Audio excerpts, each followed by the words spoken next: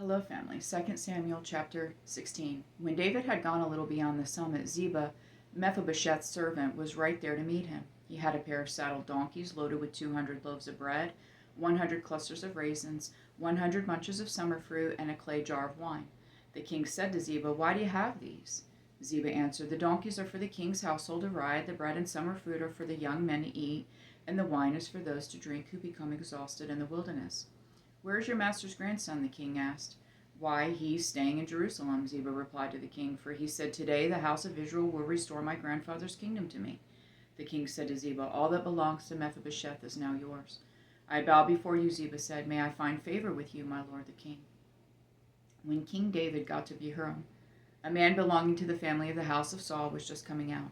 His name was Shimei, son of Gera, and he was yelling curses as he approached. He threw stones at David and all at the royal servants, the people, and the warriors on David's right and left. Shimei said as he cursed, get out, you man of bloodshed, you wicked man. The Lord has paid you back for all the blood of the house of Saul, in whose place you became king, and the Lord has handed the kingdom over to your son Absalom. Look, you are in trouble, because you are a man of bloodshed." Then Abishai, son of Zeruiah, said to the king, "Why should this dead dog curse my lord the king? Let me go over and remove his head."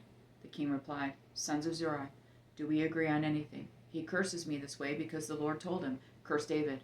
Therefore who can say, 'Why did you do that?'" Then David said to Abishai and all his servants, "Look, my own son, my own flesh and blood, intends to take my life. How much more now this Benjaminite? Leave him alone and let him curse me. The Lord has told him to. Perhaps the Lord will see my affliction and restore goodness to me instead of Shimei's curses today." So David and his men proceeded along the road as Shimei was going along the ridge of the hill opposite him. As Shimei went, he cursed David, threw stones at him, and kicked up dust. Finally, the king and all the people with him arrived exhausted, so they rested there.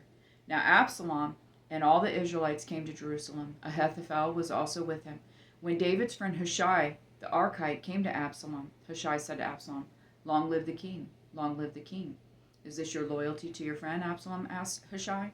"Why didn't you go with your friend?" "Not at all," Hushai answered Absalom. "I am on the side of the one that the Lord, this people, and all the men of Israel have chosen. I will stay with him. Furthermore, whom will I serve if not his son? As I served in your father's presence, I will also serve in yours." Then Absalom said to Ahithophel, "Give me your advice. What should we do?" Ahithophel replied to Absalom, "Sleep with your father's concubines, whom he left to take care of the palace. When all Israel hears that you have become repulsive to your father, everyone with you will be encouraged." So they pitched a tent for Absalom on the roof, and he slept with his father's concubines in the sight of all Israel. Now the advice Ahithophel gave in those days was like someone asking about a word from God. Such was the regard that both David and Absalom had for Ahithophel's advice. I love you, Jonathan and Josie.